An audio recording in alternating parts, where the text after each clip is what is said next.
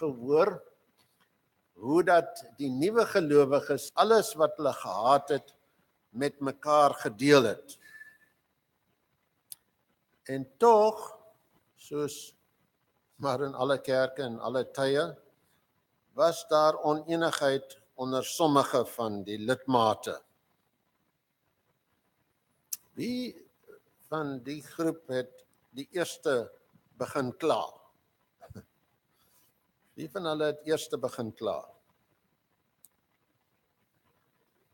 Ja, die Grieks sprekende weduwees, daar het teen die Hebreeus sprekendes klagtes gekom van die Grieks sprekendes dat hulle weduwees, die Grieks sprekende weduwees, in die daaglikse versorging afgeskeep word. En wat was die oplossing vir hierdie probleem? Ja, hulle het mense afgesonder, spesialistgroep gestig om te fokus op die dag-tot-dag sosiale bestuur. Daar moes onmiddellik opgetree word om elke aanleiding tot ontevredenheid uit die weg te ruim. Baie slim van hulle, sodat die vyand nie kon slaag in sy pogings om verdeeldheid onder die gelowiges te saai nie. Die oplossing wat deur die apostels voorgestel was dat daar 7 manne onder hulle gekies moes word om tafels te bedien. Daarvoor beteken natuurlik diakens.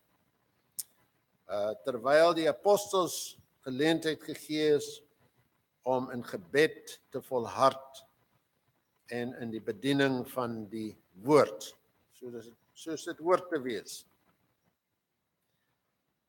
Die apostels moes hulle, met ander woorde, die apostels moes hulle hoofsaaklik met leerstellige onderrig aan die gelowiges en met gebed besig gehou het, terwyl die 7 in beheer van die gemeenskaplike aktiwiteite, skeie van die huiskerke, en dit 'n mens moet dit natuurlik in aanmerking neem, hulle het toe nog nie formele kerke gehad, maar huiskerke waar hulle bymekaar gekom het. Waar het die mense meeste al gegaan kerk toe in daai tyd? Nee, hulle was Jode gewees. Hulle het nog na die tempel toe gegaan. Jode het tempels toe gegaan, daar het hulle formele godsdienstbeoefeninge nog altyd voortgesit, maar hulle het huiskerke gehad waarin hulle die nuwe evangelie boodskap met mekaar kon deel. Nou, watter vereistes het die apostels gestel op die aanstelling van hierdie 7? Die vereistes was nogal nie sommer nie, was hoë vereistes gewees, en 'n mens kan dit ook sien in die kwaliteit van die mans wat aangestel is. Ja, hulle moes ook van goeie getuienis wees. En soos Pieter sê, vol van die Heilige Gees en wysheid. Ek is maar bly, ons stel nie sulke hoë vereistes vandag aan ons diakens nie. Alhoewel, ek dink ons gaan sien dat diakens is nie beperk tot tafelbediening nie. Daar was meer vereis van die diakens as net dit. Die kandidate moes moreel, geestelik en praktiese hoedanighede onderskei word.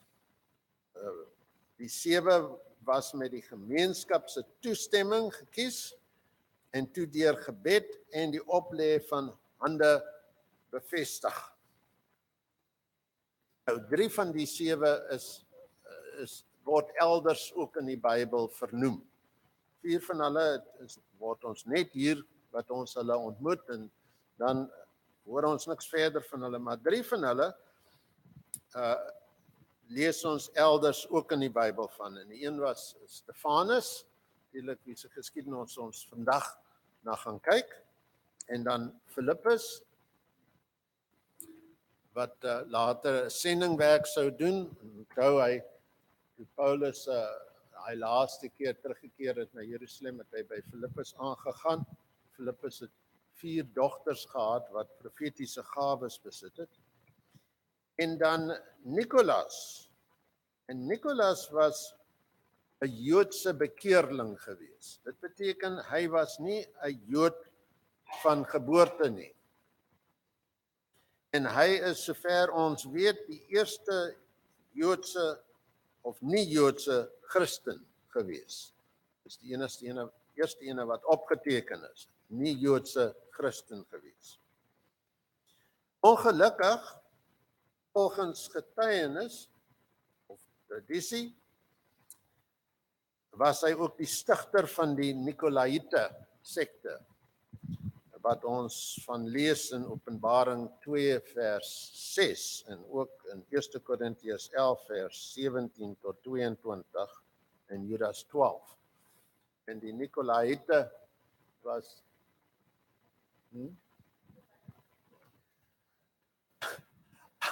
hulle het geglo in losbandigheid.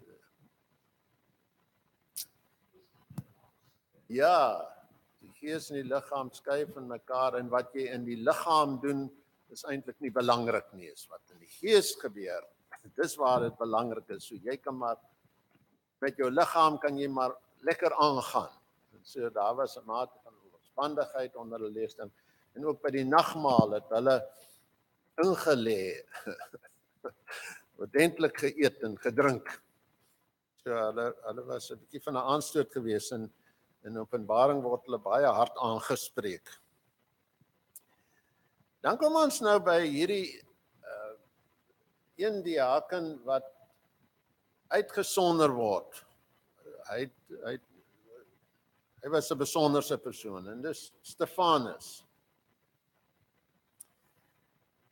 Nou, soos ons net gemeld het, die diaken se pligte was nie net beperk tot tafelbediening nie, en in die geval van Stefanus is dat hy ook 'n vaardige evangelis was. Nadat hulle aangestel was, het die 7 nie net kerkbediening betrokke geraak nie, maar ook in effektiewe getuienisbediening. Die gevolg daarvan was dat die evangelie aanhou versprei het en die gelowiges al hoe meer geword het. Hierdie groei het natuurlik teestand vir die vroeë kerk ontketen. En die verhaal fokus nou op Stefanus, 'n man wat geestelik uitgetroon het. Nou sien ons dat daar was mense gewees wat verteenwoordigend was van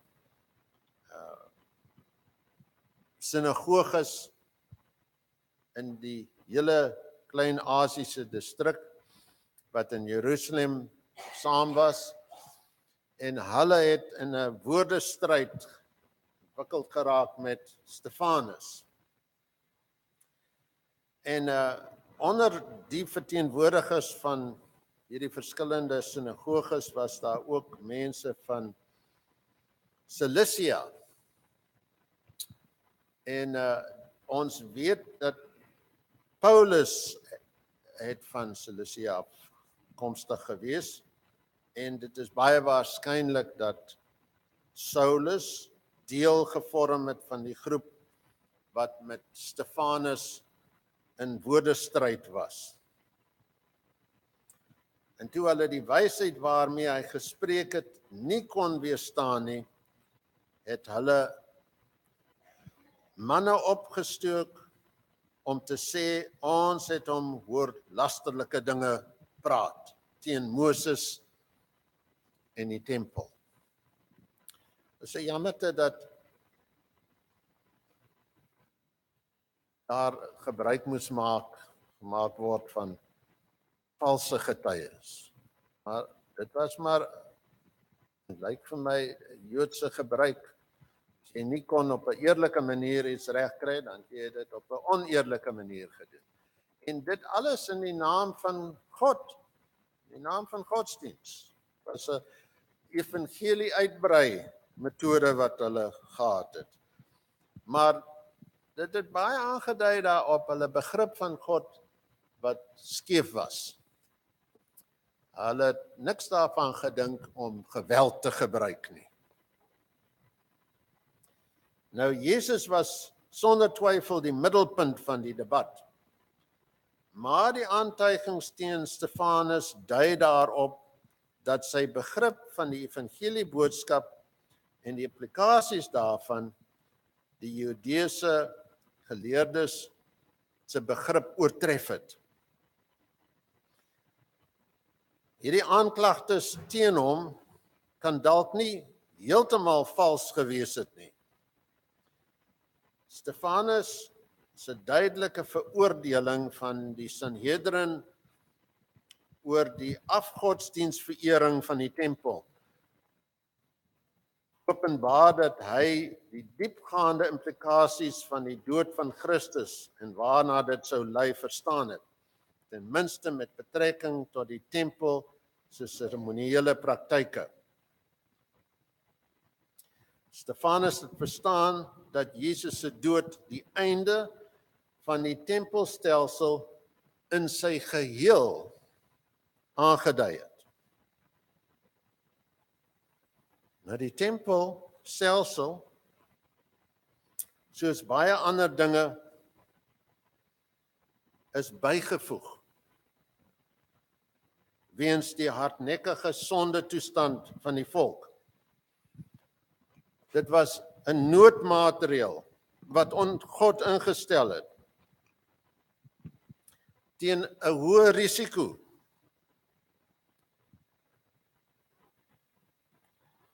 Die tempel is later deur die volk verafgod. Die tempel het belangriker geword as God self. En jy kan dit sien in die beskuldigings wat hulle ingebring het teen Jesus met sy verhoor en ook teen die disippels. Maar dit was noodmaatreëls wat God moes instel tydens die uittog van die Israeliete uit Egipte uit. Was nie deel van God se oorspronklike plan gewees nie. En baie van hierdie praktyke het voortgeduur en groot misverstand veroorsaak. Ook durf ek sê die middelaarskap tema. Veroorsaak groot misverstand. Ons stel dit nog altyd voor dat Christus by God namens ons moet pleit. Dit sê nie 'n goeie ding van God nie. Wil ons dan daardeur voorgee dat God ons minder liefhet as wat Christus ons liefhet? Of dat God ons minder verstaan as wat Christus ons verstaan? Dit is nie goeie leerstelling nie. Kom ons kyk na Dinsdag se gedeelte, want hier is nou 'n interessante gedeelte. Toe die skrifgeleerdes nie teen Stefanus se redenasies kon bly staan nie, het hulle hom met valse getuies voor die Joodse raad gesleep. En nou volg een van die langste en beste teologiese redenasies in die Bybel. Die woord sê vir ons dat Stefanus was vol van die Heilige Gees.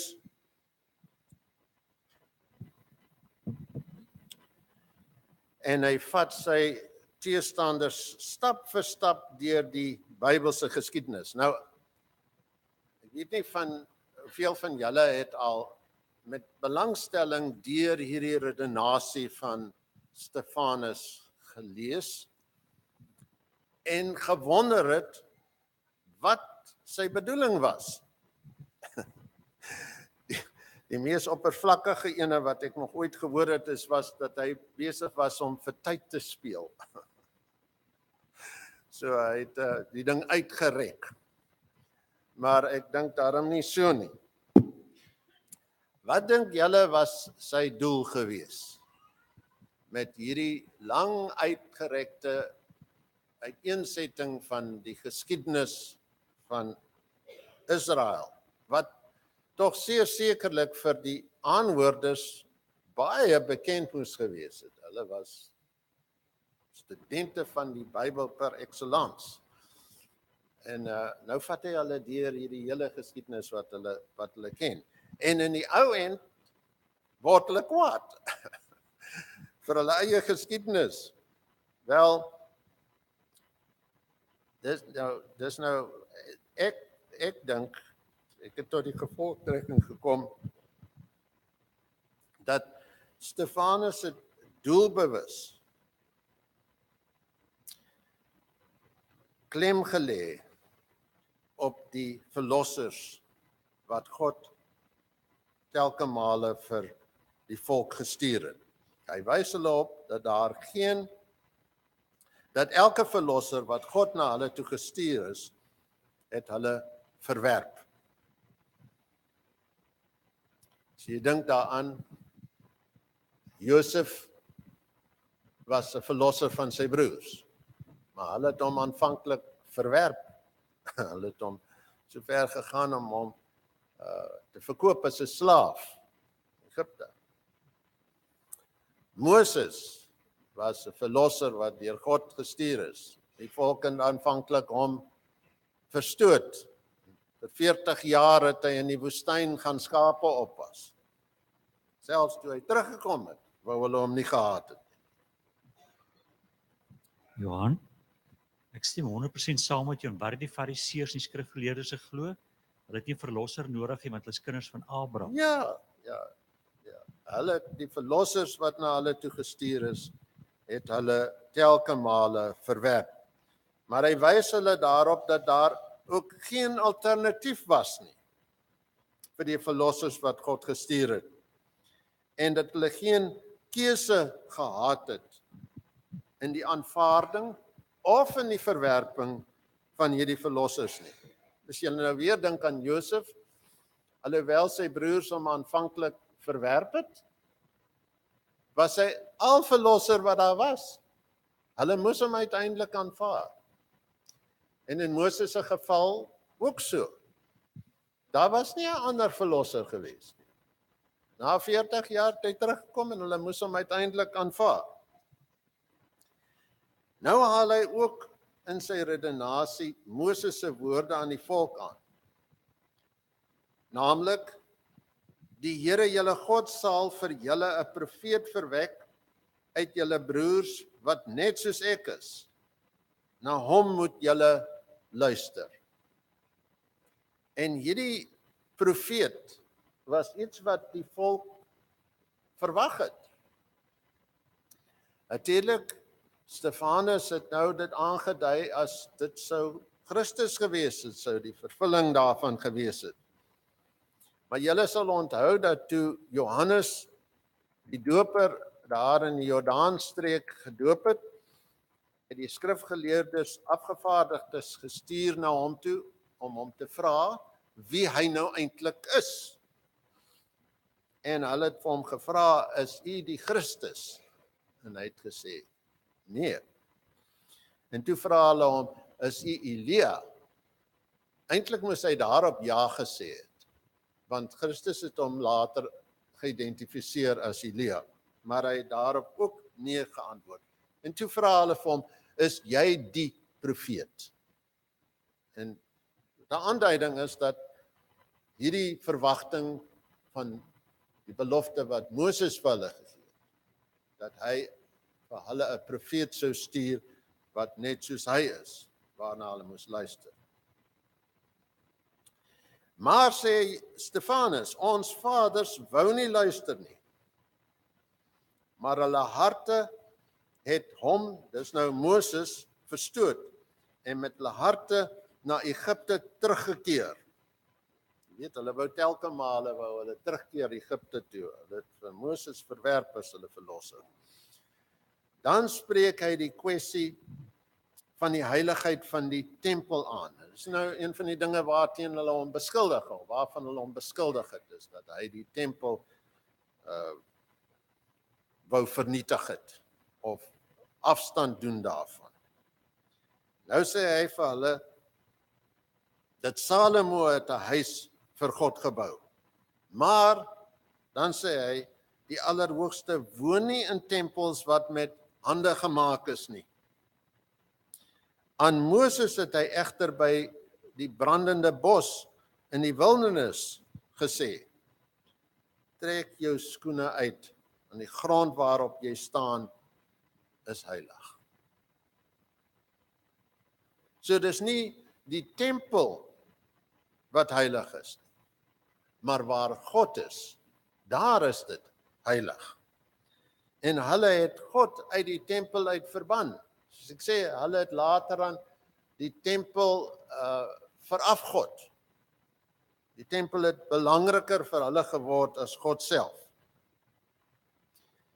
Dan vind ons dat in hierdie lang uitgerekte redenasie in vers 51 van hoofstuk 6 gaan Stefanus skielik oor tot die aanval.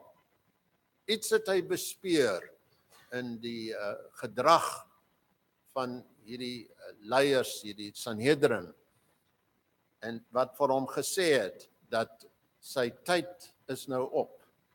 Hulle wil nie meer na hom luister. En hy gaan oor tot die aanval. En hy verander sy spreuke van ons na julle. Ja. Nou kom ons kyk 'n bietjie daarna, want dit is nogal heel interessant wat hierna gebeur.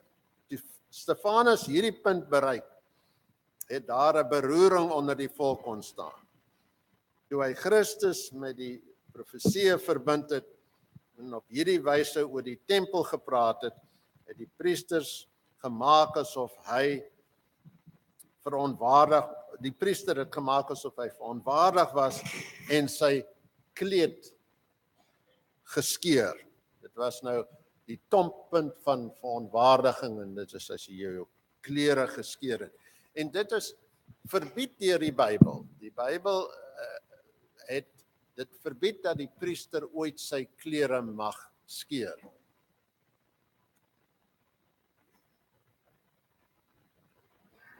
Maar hy was vol van die Heilige Gees, hy wat Stefanus was, en met die oë na die hemel gehou, en het sy oë na die hemel gehou en die heerlikheid van God gesien, en Jesus wat staan aan die regterhand van God. Israel se teokrasie was besig om tot 'n einde te kom. Wat beteken dit dat die wêreld verlossing nie meer deur Israel se intrede was nie, soos aan Abraham beloof was, maar deur die volgelinge van Jesus, Jood en nie Jood, van wie daar verwag sou word om Jerusalem te verlaat en die getuienis in die wêreld in te bring. Nou wil ek vir julle vra, watter profesie het nou tot vervulling getree? Ja, die 70 weke wat aan die volk toegesê is. Julle sal onthou dat die laaste week is aan die volk in vervulling gekom, want in die middel van daai laaste week sou spysoffer en drankoffer sou ophou.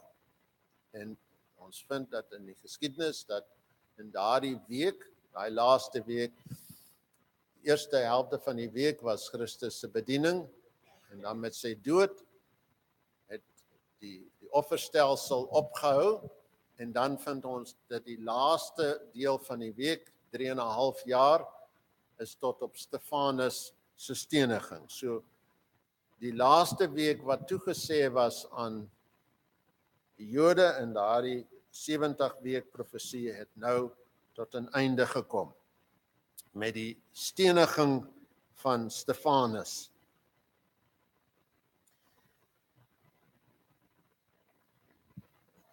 Nou, watter vername karakter was tydens Stefanus se steniging 'n ooggetuie gewees?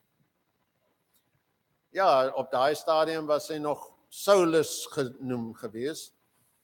Hy was waarskynlik een van die voorstanders van die verhoor en van die besluit om Stefanus te stenig. En wat was Stefanus se laaste woorde? Ja, Here, reken hulle hierdie sonde nie toe nie. En ek het 'n vermoede dat hierdie woorde van Stefanus het by Paulus of Saulus gespook.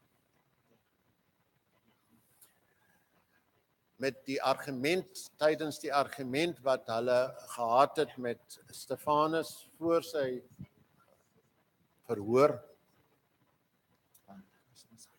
het Saulus seker agtergekom dat Stefanus se teologie so gegrond was in die waarheid dat hy nie beweeg kon word nie. En ek kan nie glo dat Saulus nie daardeur beïndruk sou gewees het. Maar nou met sy dood en hierdie woorde van vergewe hulle, dink ek was sy hart aangeraak.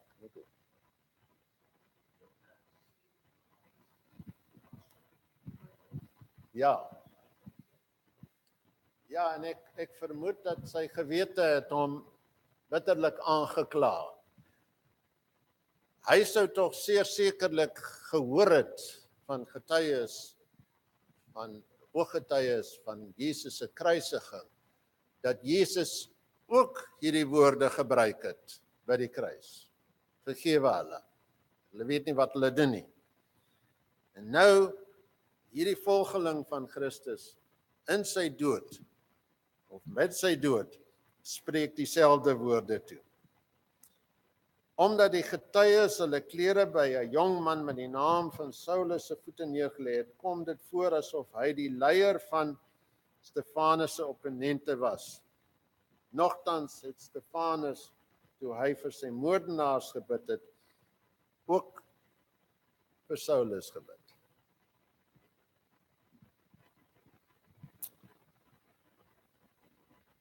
Nou, wat het gevolg op Stefanus se steniging?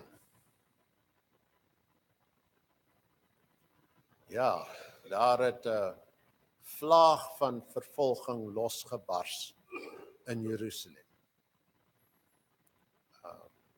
Die opponente van Stefanus en van die nuwe leer het nou loshande gehad en hulle het vervolging beginne en mans en vrouens is Christene is gegryp en in die gevangenis gegooi. En wat was die gevolg daarvan? Wel, die Christene het gevlug. Hulle is genoodsaak om te vlug. Tot op daai stadium het die meeste van die Christene, die Joodse Christene, in Jerusalem gebly. Dis waar die kerk nou georganiseer was en waar dinge gebeur het, en so hulle was nog in Jerusalem gewees. Maar toe die vervolging losbars, toe is hulle verplig om te vlug. Nou, is moeilik om te sê dit was God se plan, want ek weet nie of God so planne het nie, maar dit het ten dele daarin geslaag om hulle uit Jerusalem uit te kry, en waar hulle gegaan het, het hulle die evangelie saam met hulle geneem en is die evangelie versprei oor die wêreld heen. Die oorwinningsvreugde van Stefanus se dood het 'n massiewe vervolging teen die gelowiges in Jerusalem aan die gang gesit, en daar is geen twyfel dat dit dieselfde groep opponente was wat dit aangehits het. So, 'n mens kan glo dat Saulus was 'n leier van hierdie beweging om die Christene in Jerusalem te vervolg. Nou, waarheen verander die fokus nou. Eerstens, waarheen het die evangelie nou eerstens naartoe gegaan? Na die Samaritane. En wat het Jesus vir die disippels gesê omtrent die evangelie? Moet verkondig word waar? In Jerusalem, en dan Samaria, en dan na die uiterste van die aarde toe. So eintlik is dit hoe dit 'n vervulling toe getree het, want die eerste sending uitreik is nou na die Samaritaanse stede toe. En wie was nou aan die hoof hiervan? Ja. Nee. Of was hy 'n diaken? Nee, hy was 'n diaken gewees. Hy's duidelik een van die diakens gewees. En hy het nou die evangelie gaan verkondig met groot sukses aan die Samaritane. Ek het 'n vermoede dat die Samaritane was nie onkundig omtrent Jesus se bediening nie, want Jesus het telke male met die Samaritane skouers geskuur. Een van die belangrikste geleenthede was met daardie vrou by die put. Nou julle, en baie van die Samaritane het vir Christus aanvaar as Messias. So ek dink daardie aanvanklike intrede van Christus het bygedra tot die sukses van Filippus se evangelieverkondiging. En die resultaat was dat hy het baie manne sowel as vroue gedoop. Maar wat het hy versuim om te doen? Opvallend, wat het hy versuim om te doen? Ja, hy het hulle nie met die handeoplegging die Heilige Gees gegee. Nou, 'n mens kan nou miskien redeneer of sê, wel, het hy die vermoë gehad om dit te doen? Julle onthou nou wat hierna gebeur het, né? Die gerug van die sukses van Filippus se sending by die Samaritane het genoodsaak dat Petrus en Johannes gestuur is om hom te gaan bystaan. En hulle het daar gekom en hulle het toe die hande op die nuwe gelowiges gelê en hulle het die Heilige Gees ontvang, né? En toe was daar nou een man daarso gewees, voortvarende man wat blykbaar baie invloed gehad het voorheen. En toe hy nou sien, as hulle nou die hande op die mense lê en hulle kry die Heilige Gees, toe wou hy ook hierdie mag gehad het. En hy het hulle geld aangebied. So 'n mens wonder nou, het Filippus die mag gehad of kon hy ook die hande oplê? Ek dink hy kon. Maar ek dink dat dat Filippus was nog nie oortuig gewees nie. Dat die evangelie en die volheid daarvan en veral die krag van die Heilige Gees vir die heidene ook was. Ek dink daar was 'n bietjie van 'n weerstand in sy denke. Maar duidelik nou nie in die geval met Petrus en Johannes nie. Hulle het gegaan en hulle het waargeneem wat daar gebeur het en hulle het toe die hande opgelê. En hierdie nuwe bekeerlinge het die Heilige Gees ontvang.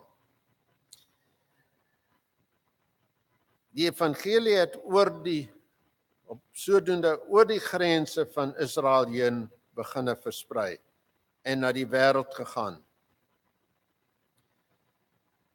Maar dit was net die begin, want hierdie vroeë Joodse gelowiges sou binnekort dwars deur die bekende wêreld reis en die goeie nuus van Jesus se dood en opstanding verkondig.